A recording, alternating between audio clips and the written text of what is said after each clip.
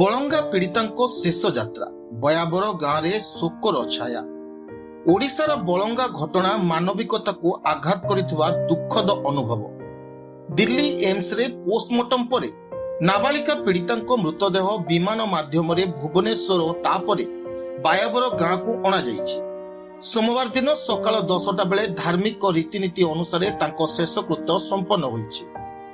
ସରକାରୀ ବ୍ୟବସ୍ଥାରେ ଉପମୁଖ୍ୟମନ୍ତ୍ରୀ ପ୍ରଭାତୀ ପରିଡ଼ା, ବିଜେଡି ଓ କଂଗ୍ରେସ ନେତାମାନେ ଏବଂ ଅନେକ ସାଧାରଣ ଲୋକ ତାଙ୍କୁ ଶ୍ରଦ୍ଧାଞ୍ଜଳି ଜ୍ଞାପନ କରିଥିଲେ।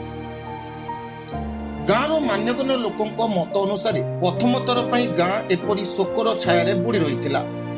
ଶବ ଆସିବାରୁ ନିଆଯିବା ପର୍ଯ୍ୟନ୍ତ ପ୍ରତୀକ୍ଷା ଓ କ୍ରନ୍ଦନର ଶୋକରେ ଦେଖିବାକୁ ମିଳିଥିଲା। ଏଥିପାଇଁ ଅନେକ ପ୍ରଶ୍ନ ଉଠିଛି। ଏ ଘଟଣାରେ କିଏ ଦାୟୀ? ପୋଲିସ ତଦନ୍ତ କାହାକୁ ଦିଗ୍ଦର୍ଶନ କରୁଛି? ପରିବାର ପକ୍ଷରୁ କୁହାଯାଇଛି ମାନସିକ ଚାପ ଏହି ମୃତ୍ୟୁ ପଛରେ ଥିବା ପ୍ରମୁଖ କାରଣ।